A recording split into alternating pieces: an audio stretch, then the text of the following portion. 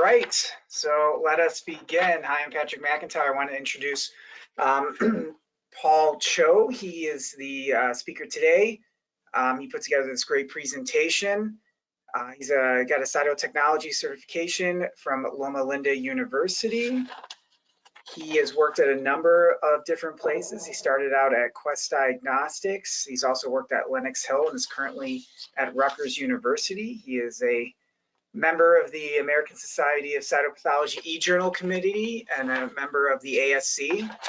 So proud member. He has lots of publications, many recent and peer-reviewed journals, and has given a number of academic presentations as well. So without further ado, I'm going to hand this over to Paul. Thank you very much for putting us together, and then I will come back at the end of the presentation and we can field some questions for the audience. So without further ado, Paul.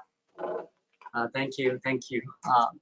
So normally in the past, the committee would select peer review articles of interest to present to our audience, and comments and reviews will be recorded. More recently, in the past year or two, we have been inviting the authors of the journals to join us in discussing the article live and opening up the chat box so that you can also interact with the authors as well. We would love to hear from you, the cytopathology audiences, your experiences with digital cytopathology or digital pap tests. You can share with us your experiences from continuing education or the workplace by entering your comments and thoughts in the chat box. We will periodically be monitoring these chat boxes. We will also have time at the very end of the discussion to read some of your questions and comments. The article for today is Experience Reviewing Digital Pap Tests Using a Gallery of Images, and it was written by Drs. Pantanowitz and Harrington. I'm delighted to say that we are able to have both of the authors with us today to discuss this article. While we may all be very familiar with the authors, I would still like to introduce the authors. Dr. Pantanowitz is the professor of bone and soft tissue pathology, cytopathology, informatics, the director of anatomic pathology at Michigan Medicine, University of Michigan. He's also the editor-in-chief of the Journal of Pathology Informatics. Dr. Harrington is the director of scientific affairs at Hologic, which we are all very familiar with. First of all, just very quickly go through the objectives today. The objectives today are to take a brief look at where we've been, where we are now, and where we're going when it comes to cytology screening. So digital technology is being increasingly used by pathology labs worldwide. In particular, whole slide imaging has really taken off in both clinical and non-clinical applications. It's been used in telepathology, in rendering diagnosis, as well as an important tool in proficiency testing and education. However, the adoption of whole slide imaging has been slower and more difficult in the cytology community. So in this interactive presentation, we would like to review how cytology and pap screening were performed in the past. We will also discuss the main article, Digital Pap Tests Using Gallery of Images, specifically the key factors that make this novel method successful, and the involvement of AI, artificial intelligence, AI system approach in assisting the screening of pap. Finally, at the very end, we will ask our panelists and authors to give us a glimpse of what's ahead for cytology screening. What role will artificial intelligence play when it comes to cytology and pap? For instance, will AI replace humans when it comes to screening? So first, let's take a step back and briefly summarize where we've been in cyto.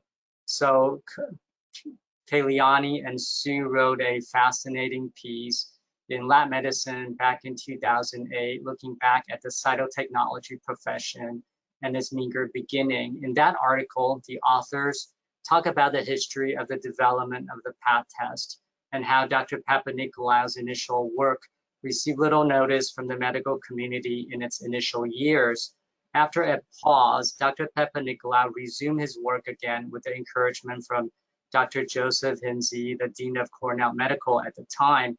What happened next is history. His research and publication proved consequential and provided evidence that detection of cervical cancer was not only possible without biopsy, which is the preferred method at the time, but could be practical by cytology screening. This revelation jumpstarted the cytology profession, and with the acceptance of the vaginal cervical smear technique, Dr. Papanicolaou expanded his studies to the detection of cancer in other body sites, including lung, esophagus, stomach, rectum, and bladder.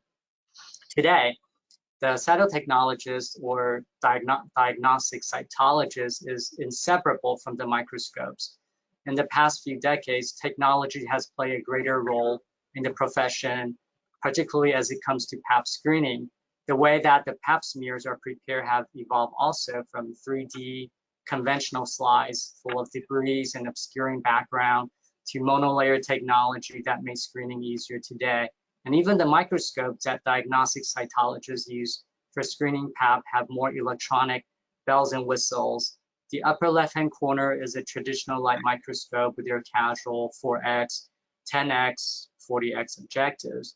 The rest are review scopes from different companies that are designed to assist the cytologist screening process by identifying problematic field of views for the screeners to review. However, one thing remained constant despite the increase in technology. That is, the design of the screening in Pap has continued to evolve around cytotechnologists' access to a microscope. This brings us to the feature article today, which uses a different approach to rendering diagnosis. It is a Pap screening digitally without the use of a physical microscope. Hologic is developing a digital cytology platform and launched an educational website for users to review and digitalize Pap test cases. The study is the result of an analysis of the 13 months data collection from the website, focusing on users' clicking preferences and diagnostic accuracy. To find out more about the study, we will now turn to the authors, Dr. Pantanowitz and Harrington. Dr. Pantanowitz, what did you find out from the analysis of the data collected from the website, and what is the main take-home message of the study? Yeah, thanks, Paul. Thank you on behalf of Sarah and I for inviting us to the eJournal to discuss this paper. We were excited putting it together, and we're glad everyone else is excited, to see the outcome of what we found. I think the main take-home message here is that in order to review Pap tests, you need, three things. You need the slide with the Pap test cells on it. You need the microscope, and you need the cytologist. And what we wanted to do is find out what would happen if we took the microscope out of that equation. In other words, how well would cytologists perform if they just had to interact on a digital platform? So just the cells and just the cytologist minus the microscope. And that's what this website was created to create that environment and simulate that. And we'll go through the details of how we did it and what we tracked. But the take-home message is that we found that, guess what, cytologists do great, and in fact better than we expected. So that's what we wanted to find out, is can they do this without the microscope, and we found out that they could. Wonderful, wonderful. Thank you. I'm glad to hear that cytologists did phenomenal in your analysis and data. Let me go on to the actual gallery of images, the website itself. Dr. Harrington, just so we know a little bit more about the website for those in the audience that have not used the site before, can you describe for us the digital cytology education site? Sure, thank you, Paul. So we launched the digital education website in 2019. And on the screen here, you can see a shot of what a case would look like. So each week, we were creating new content and putting it on the website. And users anywhere in the world could sign up. Ideally, they were cytologists, but some other random people signed up along the way as well. But what was really great about this was the ability to just get such a huge number of people on the site looking at it. And so when a case is brought up, a cytologist can go in and look at the tiles in the gallery that you see here on the left side. They could click on anything and it would bring them to that area in the cell spot. So the full cell spot's available. They can spend as much time on the case as they want to. And then when they're ready, they could enter their diagnosis on the review form, as you see there in the bottom right-hand corner, and they would submit that case. So what we're able to do is really capture a lot of information on the site and provide an educational experience for the user. The users were also, once they had put in their results, they were instantly provided with feedback. So they've got an understanding of whether they were correct or incorrect. And if it was incorrect, we also provided the tiles in the gallery that we felt made the case and the criteria that we used to come up with a diagnosis. So it provided that instant feedback, which really helped them to get that educational experience. So could I add something? I just wanted to let you know, it wasn't just random cases were uploaded to the website. A lot of thought went into which cases were there, because sometimes, as you all know, in the field of cytology, there can be ambiguity. We may not all agree in the atypical categories, but just to let you know that Pathology did a great job in that the cases that were sent to be included came from particular reference labs, and they had 2 cytotechs check the reference diagnosis just to begin with, and then after the cases were analyzed with AI and uploaded, they had 15 cytotechnologists still check those cases and made sure there was consensus. So it wasn't that if someone disagreed and didn't get the answer right, that that there was something ambiguous about the case. I think a lot of homework was done behind the scenes to make sure that the cases put up there were, agreed by 15 or more cytotechnologists that this is probably the best answer. So I think it provides not only a reassurance that the data is sound, but the educational feedback that people got from this, I think is very valuable, that if they didn't get it right, the best answer chosen by 15 cytologists in the field is the following. Absolutely, I can tell that there were a lot of thoughts that were put into the website. I've used the website before, and not only are the cases very diverse, it's also somewhat intuitive. I don't have to read a booklet to understand how to navigate. So that's really great. I'm going to go ahead and move on to the review of the Digital Pap Using gallery of images. Dr. Pantanowitz, this article has a lot of very interesting results. For instance, there was a table in the article that looks at the level of diagnostic match to the reference answers, comparing both cytologists and pathologists. As a cytologist, to me, it's great to see, like I said before, how well the cytotechnologists perform and the very high diagnostic match percentages. Can you tell us a little bit about how these data were collected and what are the key factors that make this novel method successful?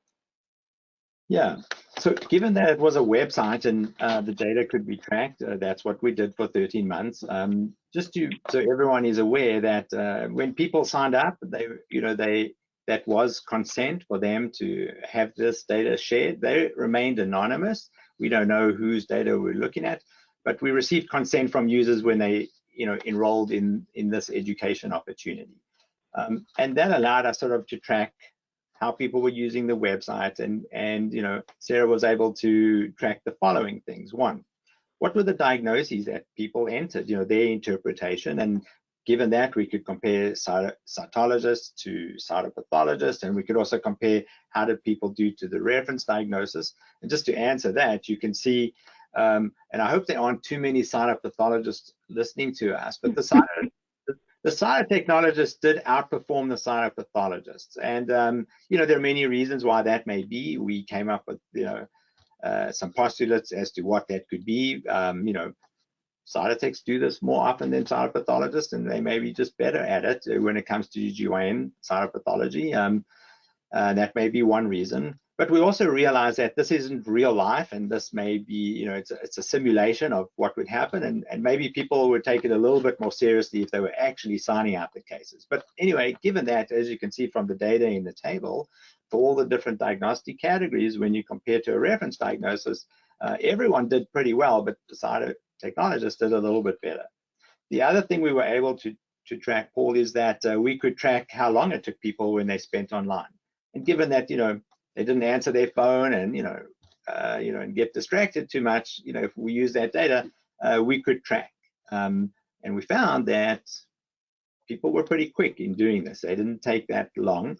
And then the third thing is we could track how people were clicking around, clicking on images, clicking to the left, clicking to the right, and we could track that. Did they click on the gallery? Did they go around the whole site image? And that actually was very insightful. What we found from that is the more you click, the more you're probably lost in this case, and you probably don't know what the diagnosis is. And so you're just clicking around for some help and a lifeline. So we found out the less clicks, the more likely you know what it is up front.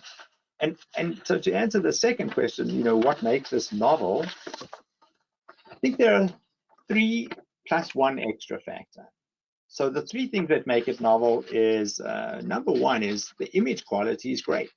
You cannot argue when you log onto this website that these are not images that are out of focus, and you don't know if you're dealing with 2 cells or 1 cell overlapping. The image is great. And that's because the technology behind it, this volumetric scanning, works well. So you can see every cell or any hyperchromatic crowded group in focus. So that's number 1. That's what made it successful, was you can actually see what you're looking at. Number 2 was the way it was designed, and the way that the education website is designed is exactly how the system to be cleared by the FDA and used in clinical labs will be designed. It's very similar, which is the gallery on the left and your whole slide image or your cell spot on the right. So that's another way. So it's obviously from a user interface point of view, what we had asked people to interact with worked very well. And then the third thing is people still get the opportunity to navigate. So you don't take away the autonomy from the cytologist. If you want to dive into the cell spot and navigate away and look at the background, and is there a diathesis, etc. in the background, you can go crazy and do all of that. So that all of those factors added up. And then the fourth factor is people love something novel, right? Moving like those pictures you showed us, from many decades ago. People like using technology to do the stuff that they have to do every day. So with that extra wow factor, I think that made this a successful project. I'm going to add just one more factor, maybe, so maybe a +5, is that because the site is pretty user intuitive, and we were able to launch it globally, we were able to collect a large amount of data from a large group of cytotechnologists and pathologists. So we were able to generate a lot of data quickly. We didn't have to go in and do training. We didn't have to watch what people were doing. The website did all the work for us in terms of generating that data. And because we were providing something that people wanted to look at, wanted to interact with, it was kind of a win-win for both the participants and for the research. Thank you. Thank you for those insights. Yeah, it certainly adds a great depth into the equation when we're reading the article. Let me go ahead and ask this next question. This question is actually for both of our authors. If you could kind of think about the article, what is the most significant or interesting finding of the study? To me, I found that's so interesting how on the spot reviewers are with the low cell category compared against a reference diagnosis. The reviewers were spot on with 22.3% for both, as shown here in table 1. Dr. Pantanowitz, if we could start with you. What do you think is the most significant or interesting finding that came out of this study? So I think number 1 is that we've been all wanting to do digital cytology for a long time. And we've really had 2 major hurdles we've had to overcome to get there. Number 1 is the focus problem. People took care of it for surgical pathology, histopathology slides, but haven't really solved that. So problem number 1 is how do we focus? And problem number 2 is how do you screen? looking at every cell, which is something we do in our field. And, to do that with a computer mouse, for those of you who've done it, that's not a very fun way or ergonomically easy way to get this done. So I think the main thing that came out of this is that if we re-engineer the problem, which is how do you screen a digital pap test, knowing that you have to focus on every cell and you have to screen for every cell, can it be done? And we found out that with this method, having over like 50,000 people do all these cases, 50,000 cases being reviewed by nearly 1,000 people, that yes, it's quick, easy, and accurate. So, that I think is the main finding. And guess what? If you show someone a couple of pictures of, coelocytes, it takes you less than a second to know that this is a low-grade case, right? You don't have to worry about focusing, and you don't have to worry about screening because it's in your face. Look, you have 6 low-grade cells, and it takes you a second to know, okay, ALCL. So no wonder we get it right instantly compared to the reference diagnosis. So from me, that was the most significant thing, is that we didn't dummy it down. We just gave the cytologists what they wanted. Absolutely. I've clicked with the mouse screening and dragging it along and before, and it was very, very tiring on the fingers. Dr. Harrington, do you have would you like to reflect on what the most significant or interesting finding that came out of the study for you? Yeah, I mean, I agree with Liron. We were very pleasantly surprised to see how easy it was for people to use, how quickly they were able to come to an accurate diagnosis. And I think, it was interesting to see that the more time people spent, the more challenging they found the case to be. So, they were sort of focusing on the gallery and almost trusting what was provided to them. That was the easiest way for them to make the diagnosis. Great, wonderful. Moving on to the next slide. So now, Dr. Pantanowitz, before we get to the impact of artificial intelligence on the cytology workforce, I wanted to ask about the role of AI in PAP screening. How does AI work to assist in screening PAP tests? Yeah, so there are 3 things to answer your question, which will, I'd like to go over. The first is that we've reached a point in the field of computer vision where when we develop artificial intelligence algorithms, we are using deep learning now. This is pretty sophisticated stuff where you almost are creating an artificial neural network, an artificial brain to try and simulate a real brain. So, the logic, engineers have created that. So they built AI algorithms to do that. In other words, they were so well trained with good performance that when you give it an unknown image or an unknown PAP, it knows, how to find the cells of importance, rank them, and then slot this case into the right criteria for using the right criteria, for example, according to the Bethesda system. So that's number one. The technology was used to do that. Now, one of the complaints many people have had over the years is that older machine learning technology, they only cared about the squamous cells in a PAP test. And we all know, for those of us that screen, we don't just care about the squamous cells. Guess what? One, we have to look for glandular cells and see if it's adequate for the endocervical component. And then we have to also find other glandular cells that may be the cause of the abnormality. Granted, we don't screen, the uterine cervix looking for glandular abnormalities, but they do get detected. And we all see bugs. That's one of the complaints I always used to have from cytotechnologists is, well, I was taken to these 22 fields, but on my periphery, I see fungus. I'm going crazy. I need to go and see if there's fungus or prick or something else, right? So what was created here is when we say AI was run to analyze the PAP, we have multiple algorithms sort of running simultaneously, looking for the endocervical component so we can determine it's an adequate PAP and count the number of cells. 2, are there squamous lesions?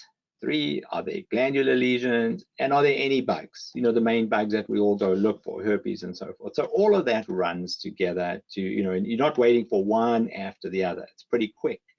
And then the third component to the AI here is Paul, I guess I hope you agree with me. We're not data scientists, right? If you give me complicated data and calculations with percentages and probabilities, I don't know. That's kind of not a fun task to do. So what is successful about this AI is they've taken all the complicated maths and percentages.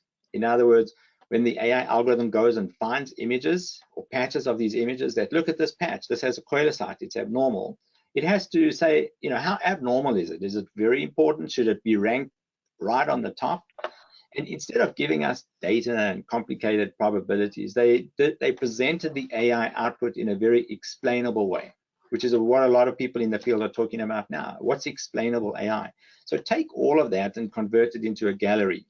Just show me those, you know, 26 or however many thumbnail images, and what does the algorithm that you run say is the most important image patches, and give it to me in an explainable way. And as cytologists, we love morphology. No better way to explain it than showing me the morphology. So that's kind of how it runs. So now, you know, from beginning to end is when you've digitized your PAP, you have this deep learning network doing all the hard processing, multiple algorithms analyzing every cell for all these different, you know, features, and then giving you the answer in an explainable way and asking the human, okay, well, what do you think? Give us the final interpretation. So that's kind of how I see it from a high, you know, level point of view of how the AI is working to screen the PAPs with this system. Thank you, Doctor, for explaining to us in a nutshell how AI assists in performing with the screening without giving us complicated equations for us to look over. Dr. Harrington, do you have anything you'd like to add on this? No, I think that's a great explanation. I think, you know, obviously when we launched the site, you know, this is not the actual product. We are working on a digital cytology platform, which is not available yet in the US, but is available in Europe. And so with this, you know, from an education perspective, we really wanted to, you know, make sure that we were providing, you know, making sure that the cells in the gallery really represented the case well. So that's, as Liron spoke about earlier, we really went through every case, really made sure, and it helped us as well from a development perspective. Thank you. Very good. Very good. So now comes the $6 million question about looking into your crystal ball and predicting what the future holds. So Dr. Pantanowitz, looking into the future at your crystal ball, what do you think the role of AI will be in cytopathology in general, and on PAP screening specifically? Will AI replace humans when it comes to screening PAPs? Great million-dollar question. So if you replace the first word in your question, which is, can AI replace humans when it comes to screening PAPs, I would say yes. It can replace us if, you know, that's the case. But will it? And that's going to depend on, I guess, the cytology community. You know, I don't think Hologic as a vendor are pushing that product for AI to replace us.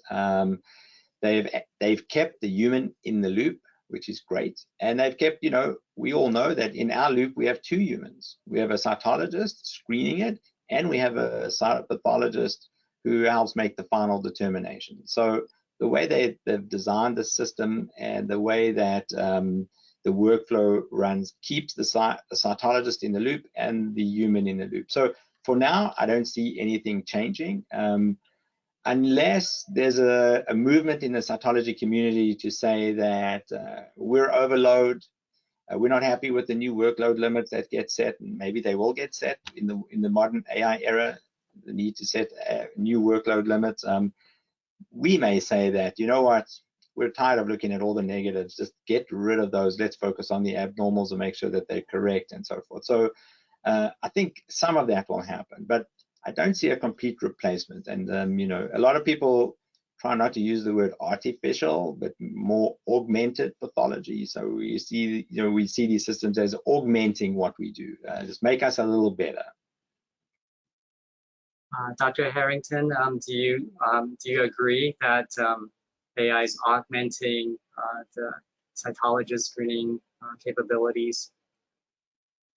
I do. I think it's, you know, we're at the stage where we want to provide that gallery of diagnostic images and allowing the user to make the final diagnosis.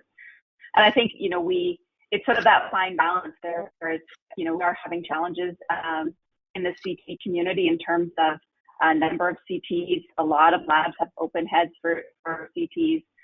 So being able to potentially assist in that and provide, allow people to make an accurate diagnosis a little bit more efficiently is certainly helpful, I think, for this field, but certainly not trying to replace it at this point.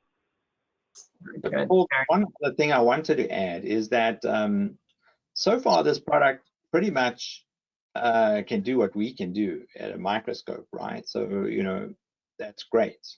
But I think the day may come, maybe sooner than we expect, where companies like Hologic will train AI to do something we cannot do at the microscope. And I'm excited about a day like that. In other words, for now they've had success at building these deep learning algorithms to, screen a pap, test the system. But what if they built an AI algorithm to predict the outcome of a patient in 5 years' time, or underlying, mutations? We now know that we are sending some PAPs off to do genetic testing, etc. But what if the algorithms were trained with some of that outcomes data? And to be honest, I don't think we can do some of that work at a microscope or just with the human eye. So should, in the near future, we train more sort of predictive and prognostic algorithms that are part of a PAP test now? And to be honest, it could eliminate the need to even do an HPV test. If the AI could tell you there's no need to send it off for PCR because I'm going to tell you this is already an HPV positive case or not, just by looking at the pixels, maybe then, unfortunately, it may replace us because, we don't need a human eye to tell you that. The algorithm can predict that for you already and save you a lot of time and money. That's fascinating. It's fascinating to think about the potential of AI in its predictive and prognostic value. Wanted to now turn the attention to the website itself again. Dr. Harrington, wanted to ask you this one question. The Digital Cytology Education.com website has certainly been really helpful for our students. Speaking as an educator here at Rutgers Cytology program, especially during the first months and also the year of the pandemic when there were limited online resources available. Wanted to ask you if the website is still available for use today. And also as a follow-up question, based on the feedback you have received from the analysis of user preference, is there a version 2.0 in the works that would incorporate feedback and comments from participants? Yes, the education site is still available. For those who haven't signed up for it, it is digitalcytologyeducation.com. It's a free website and anyone can go in and sign up. It's best used if it's used with Google Chrome, a good internet connection, which I appear not to have at the moment, and a high resolution computer and monitor. And then about a year ago, we updated the website based on some user feedback, and we also added some additional benefits. I would say the main one is that we had added PACE credits. So completing the cases on there will allow people to get their continuing education credits, which certainly is something that everyone benefits from. And then also, we're looking to additional things in the future. We've had a lot of requests for non-GYN cases, for example. So we are working on adding some of these additional features to the site. Very good, very good. Thank you for the update. Let's move on to, do we have any questions that came in through the chat box? Can we quickly review what's coming in online or from the chat box? There was, can you hear me? Yeah, yes. Okay. There's one question that says, what was the experience range of the techs reviewing the images? Yeah, that's a great question. We didn't burden the participants with too many questions. We kind of asked them mostly, what is their job designation, but we didn't track how many years they had been practicing, the skill, or we also didn't track, how experienced were they using digital pathology too. So it's a great question, but we don't know how many years of experience some of our users have because we didn't track that information. Actually, and totally correct. And then in the most recent version of the site, which we launched about a year ago, we have started to ask that for any new users that sign up, so we can get some more information for future studies potentially. Great. Okay, I guess I have a question. What's some low-hanging fruit besides GYN? Are there any non-GINs, EUSs, EBIS? What do you guys on Rose? I mean, where do you see digital path going in other areas of cytopathology? From my perspective, I think everything is game. So I'm hoping Logic will just add all the apps like I have on my smartphone, just pick the ones I need. But I think to be practical, they can't do everything at once. I would say that everything that sort of looks like a pap test from a workflow perspective, a liquid-based preparation, and everyone around the world agrees that liquid-based is good for this, like urine, like CSF, or maybe a few other exfoliative samples, that would be good to tackle next. Then after that, move on to the FNAs,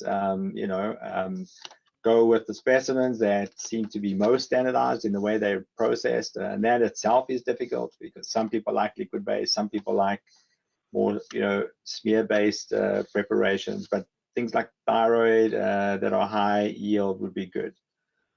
What much lower would be obviously your soft tissue neoplasms and so forth. Dreaming big, touch preps next, maybe the whole of surgical pathology. I don't know, but so I think, Dr. McIntyre, I would say it would be good to see if all the exfoliatives that that we do in the lab that constitute a high volume of samples, the effusions and the urines and the Paps, would take care of a lot of business and allow us to focus on the the more difficult, challenging FNAs where we know we need a lot of cell blocks and we need a lot of immunostaining and other ancillary tests, like maybe tackle those later. Dr. Harrington, so are there plans at Hologic to tackle digital cytopathology and urine digital cytopathology or CSF? Do you know? I mean, so there's certainly things that we're looking at, and I agreed the sort of most likely ones to start would be the SynPrep-based non-GYN and the sort of higher volume. But we're still looking at and doing early feasibility work at this point. Thank you. Yeah, I believe this is true. At least I've written it in an article. But thin prep, the monolayer preparations were initially created for these digital platforms for the imager systems. So the whole reason that thin prep exists was in order for machines to be able to review the slides. So obviously, I think you're absolutely right. Yeah, I mean, I definitely think urines is something, I have a lot of urine cases that don't have any cells in them, I think AI could handle that. And so I do think that there's a lot of room in the non-GYN arena for digital pathology and supplemental artificial intelligence, or Dr. Pantanowitz, what did you call it? Augmented intelligence? Yeah, augmented pathology. Augmented pathology. Okay. Well, that's all I have questions on my end. I don't know, Paul, do you have anything else? No, so I think we could perhaps go ahead and wrap up. And so as we look to wrap up today's discussion, I would like to turn to our two authors to make concluding remarks. My take from reading the article is that while more research will be needed to know user preference and also how these two different platforms stack up against each other, the accuracy between digital versus traditional screening. To me, these initial data certainly suggest that digital pap test review with image gallery has great potentials. Dr. Pantanowitz, your concluding remarks? No, actually, sorry, there's more questions here. Sorry, I'm not familiar with this software. So how's Hologic AI better than other instrumentation that is there in other countries? From my knowledge, there has been some research in the field amongst other companies. So how does Hologic compare to other countries and other platforms? Yeah, so there are a couple of other digital platforms that have an AI gallery, something similar. We haven't done at this point done any head-to-head comparisons. I don't know that, I think we're the only company that has a full system. Obviously, it's only available currently in Europe, but has a system which includes the scanner and the AI and the review station all in one system, which really matters in terms of workflow. You know, obviously, as we continue towards developing this as a product, we will continue looking at how it compares to other vendors as well. And obviously within this paper itself, this was really focused on our education site and not specifically on the product, but we would, you know, certainly look at doing a head-to-head comparison in the future. Liron, I don't know if you have anything you want to add there. Yeah, you know, if the three, I'm aware of 3 commercial companies making this offering. Maybe they'll do a head-to-head study. I suspect it will never really happen, but it will be, you know, different labs using it, and we'll all meet at annual meetings and compare and talk amongst ourselves, you know, about preferences. So it's a great question. How do they compare? Unfortunately, in the field of pathology, we don't have enough time, resources, or often the willingness to kind of do a consumer report where, you know, you can compare all the products. One day that may happen, but it's still a little immature, the field, so we don't have too many people using it to be able to know which systems do people prefer and what are the long-term outcomes. And we still need to actually figure out the long-term outcomes of, you know, how will this actually improve the field and how will it improve patients? And of course, we're always trying to do this to improve patient care. So I think that, and that's probably the way we will compare this, is that in time, when all different labs are using these different commercial systems, you know, we'll be able to see the outcomes, which ones really make a difference. You know, can you trust in the AI? Because we're going to have to trust in AI. So we'll have to see if that pans out or not. All right, I think this was answered. Any similar software application for thyroid FNA? I think that was covered. Yep. All right, yeah. And then one more, it's just a comment. Thank you for all the answers, exclamation point. I'm a cytotech looking forward to the bright future, exclamation point. So I think that's a good way to end it. So thank you, Paul and Drs. Pantanowitz and Harrington, for your insights and your efforts, and have a good rest of the day. Thank you. Thank you.